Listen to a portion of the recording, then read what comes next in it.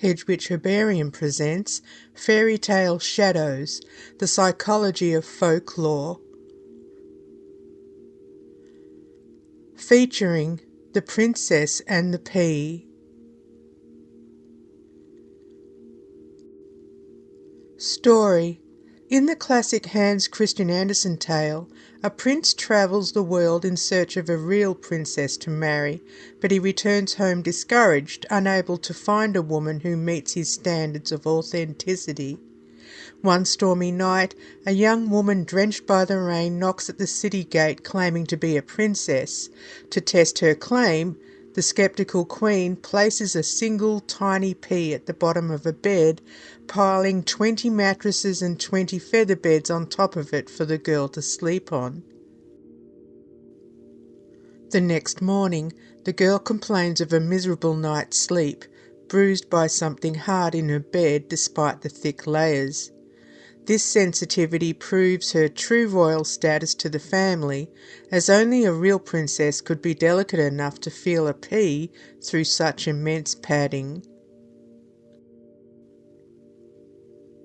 The prince, convinced of her identity, marries her, and the pea is placed in a museum as a royal artefact.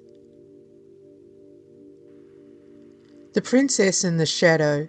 Behind every whimsical fairy tale trope lies a complex psychological blueprint. On the surface, The Princess and the Pea is a very thin story. However, psychologically it's quite dense. The Divine Sensitive. In a positive light, the princess represents radical authenticity. Her skin doesn't just feel discomfort, it registers truth. In a world of appearances, the Queen's test, the princess's body cannot lie. She arrives at the castle dripping wet, exhausted and exposed. Her good shadow trait is the courage to be exactly who she is without a mask, even when she is at her most bedraggled. The Fragile Elitist. Every totem has a darker edge. In many interpretations, the princess is seen as the Goldilocks of the royal world. Her sensitivity can cross into a princess complex where the world must be perfectly calibrated to her comfort or she cannot function. The bad side of the pea is the inability to filter out minor irritants. Psychologically, this represents someone who was so hyper-focused on their internal discomfort that they become unavailable to the external needs of others. The Perpetual Prisoner. This is the shadow in its rawest form, the part of her character that is trapped by her own nervous system. She is judged entirely on her capacity for pain. The ugly truth of the story is that her value is tied to her bruising. She appears out of nowhere. This suggests a dissociative history. Why was she out in a storm alone? Why no entourage?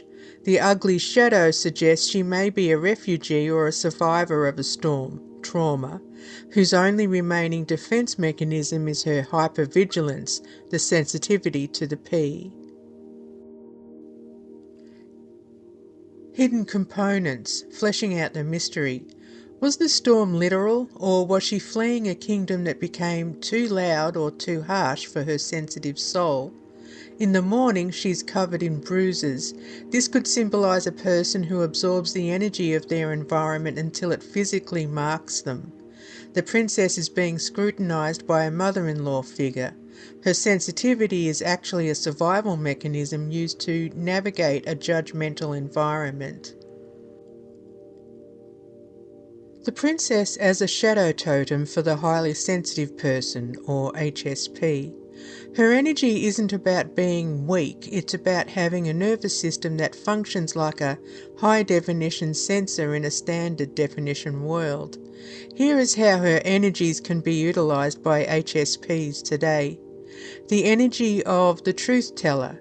HSPs often feel when a room is tense, when someone is lying, or when an environment is toxic long before others do.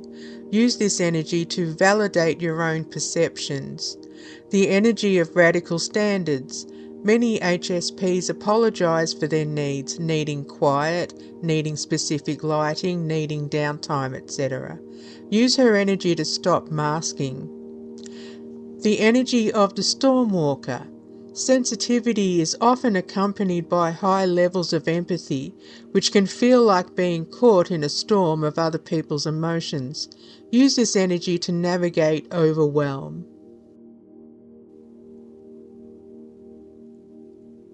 Bringing the totem to life. If you're looking at this through a shadow totem lens, you might view the P itself as a totem. It's the tiny hard seed of truth that keeps a person awake at night. The princess is the one who refuses to go numb to it. The princess is not a passive victim of a P, but a personification of radical perceptiveness. In the shadow totem framework, she is the sensor, the one who feels what others are too numb to notice. The shadow work, transmuting the bruise. The ugly part of the totem is the bruising, the physical toll of sensitivity. The practice. When an HSP feels bruised by a harsh word or a loud day, they can utilise the princess energy to reframe the pain as data. The shift. Instead of saying, "I'm too sensitive," the totem says, "My skin is telling me that this environment is abrasive." This shifts the fault from the person to the mismatch between the person and the environment. Shadow Totem Statement of Being. I do not apologise for the thickness of my skin, for it is thin by design. I am the barometer of the environment. If I am bruised, the world is too hard. If I am awake, there is a lie beneath the surface. My discomfort is not a weakness, it's a diagnostic tool. Feel free to comment and share your thoughts. There's much more to come. Thanks for watching. Please like and subscribe for more. Please. Blessed be.